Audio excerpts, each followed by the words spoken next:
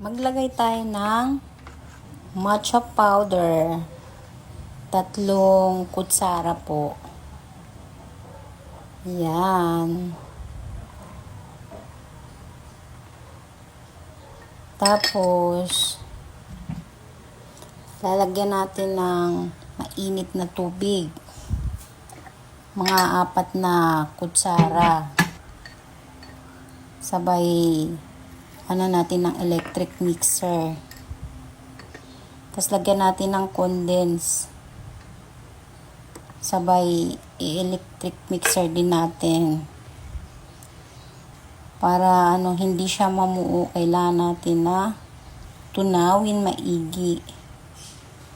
Tansyahin mo rin kung gaano katamis ang gusto mo.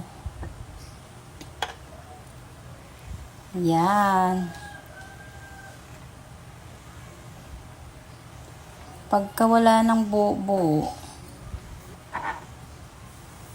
maglagay na tayo ng yelo sa ating magandang baso. Yan. Tapos lagyan natin yan ng gatas. Siyempre, gatas ang kasunod niyan.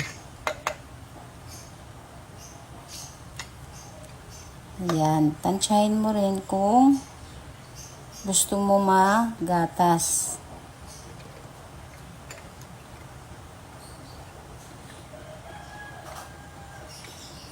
Masarap ang gatas na cowhead.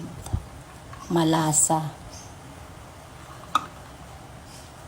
Yan. Sabay ilagay natin yung matcha na ginawa.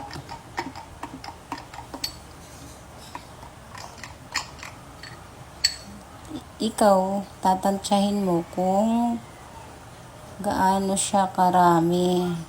Kasi mapait din pag sobrang dami mailagay mo. Kailangan tansyado mo din. Yan, tas halu-haluin.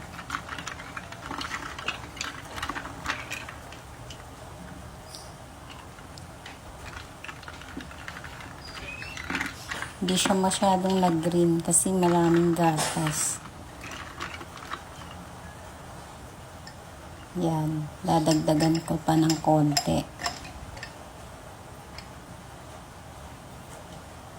Maganda kung ikaw ay gagawa, tansyado mo lahat.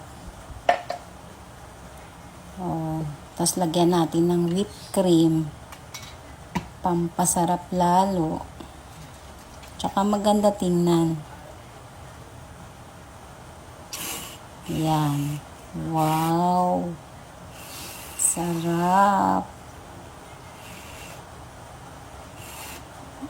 Tansyado mo rin kung gaano kadami, syempre. Lagyan natin ng chocolate chips.